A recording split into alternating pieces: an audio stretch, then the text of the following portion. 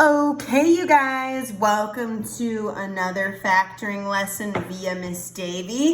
Today is called Difference of Squares. Also, look at that little cat sitting on my porch. Cool. Anyways, so difference of squares is another type of factoring of a quadratic, but the key is that it's missing the b term, the middle term. Remember how the standard form of a quadratic is ax squared plus bx plus c? In difference of squares, there is no middle term. It basically doesn't exist. And both things are perfect squares. What's a perfect square? 25 is a perfect square because 5 times 5 gets 25. 9 is a perfect square because 3 times 3. 16 is a perfect square because 4 times 4. Can you think of one? Pause the video and see if you can think of one. Maybe you thought of 64, 8 times 8, or 81, 9 times 9. Those are all perfect squares. Same with 100, 10 times 10. It's something where something times itself gets that something. So, yeah, it's this really, really cool factoring technique where there's only two terms, they're missing the b term, and both of them are perfect squares. So the perfect square, I'm gonna just show you how it works and then show you back why it works. So the perfect square of 9, you can square root 9, is 3. And the square root of x squared is x, because x times x will equal x squared. So the square root of x squared is just x. So we have this x and this 3, and a minus sign in between. It's called difference of squares for a reason. It's difference of squares. It's a minus sign in between two squares. And this is how you factor it. You take those things, the x and the 3, you write them like this. And then you put a plus in one and a minus in the other. And that's how you factor it. It's done. So it's a way to memorize that. Let me show you why it works. It's amazing. If we FOIL it out, x times x, x squared. X times this, minus 3x. 3 times x, I'm doing the inner now, plus 3x. And last, 3 times negative 3, minus 9. Whoa! Want to see why that's cool? Minus 3x plus 3x goes away. They cancel each other out. Hence, you're left with x squared minus 9.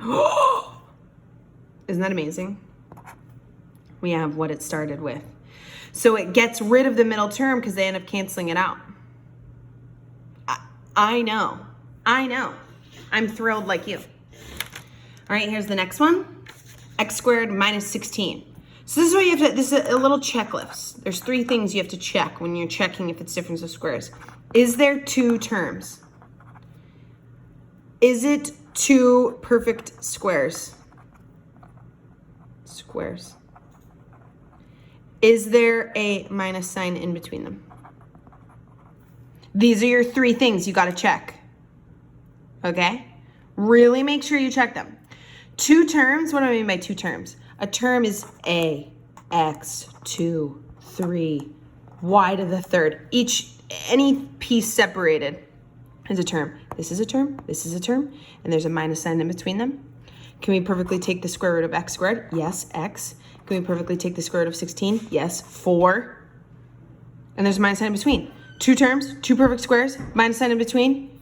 We can do x minus 4, x plus 4.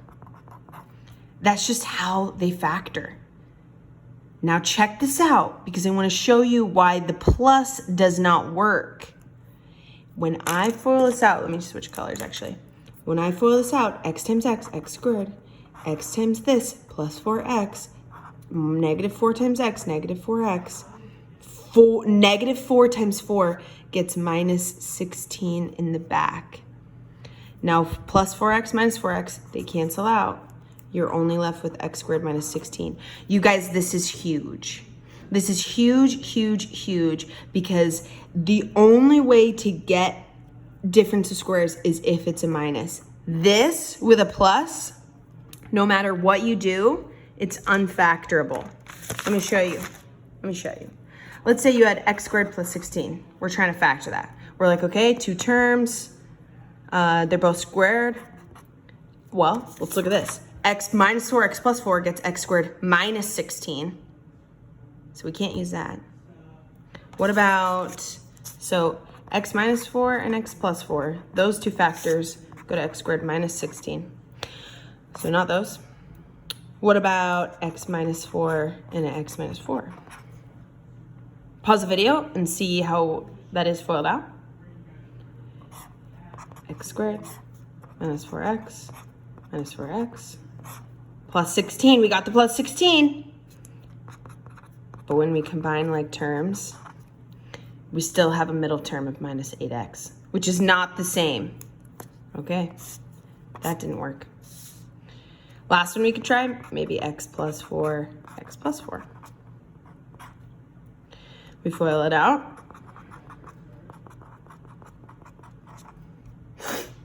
And we get x squared plus 8x plus 16. Again, we have that middle term. There is no middle term in the original problem.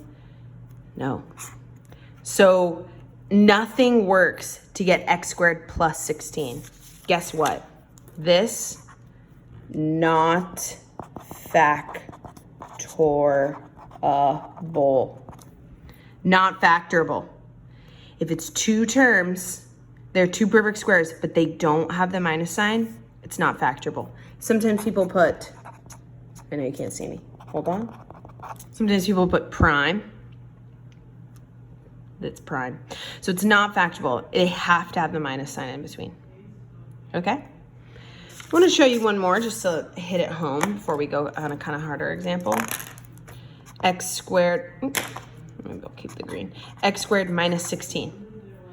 Actually, did we do 16? Yeah, we did. That's why it's in my head. Good grief. X squared minus 25. Let's do that. Okay, we have two terms. 1, 2. Are they perfect squares? Square root of x squared, x, square root of 25, 5. X plus 5, x minus 5. You just put the two things together and then one with a plus, one with a minus. That is difference of squares. Exactly. It gets a little bit harder down here though. So I want you to look at this problem. Pause the video and see if you can do it by yourself. So, two terms, minus sign in between. Ooh, working it through. Then can they be perfectly square rooted? Well, what's the square root of 25? 5. Square root of 4x squared. You really break it down and go piece by piece. Square root of 4, 2. Square root of x squared, x. So 2x times 2x will go to 4x squared, 5 times 5 will go to 25. And then, difference of squares, you just write down those two things in two different binomials, one with a minus, one with a plus. Boom, baby. This, hold on, is the answer. And when you FOIL it out, 2 times 2x, 2x times 2x, 4x squared, 2x times minus 5, minus 10x, 5 times 2x plus 10x, 5 times minus 5, minus 25. These will cancel. You just have 4x squared minus 25. This is what we started with. Bada bing, bada boom, bada. All right, here's the last example I'm going to show you. Pause the video and try by yourself. Okay. So two terms, 1, 2. Minus sign in between, key. And can we perfectly square root them both? Yes. 9x squared would go to 3x. 81 would go to 9. So our answer would be 3x plus 9, 3x minus 9. You just put a plus in one. Here, let me get that non-blurry. Put a plus in between them and a minus in between them. And when we FOILed it out, to check, you can always, that's why factoring is so great. You can always check your work. 3x times 3x is 9x squared. 3x times minus 9 is minus 27x. Oh gosh, it's so hard to write at the bottom. Then 9x times 3x is plus 27. Sorry. So 3x squared, or 3x times x, 3x is 9x squared. 3x times minus 9 is minus 27x. 9x times 3 is plus 27x. 9 times negative 9, minus 81. These will end up canceling because they're like terms. Plus 27x minus 27x. And you're just left 9x squared minus 81, what we started with. This is difference of squares. Check these three things, and then their factors will just end up being one with a plus, one with a minus. Happy day, people. My cat friend's still there.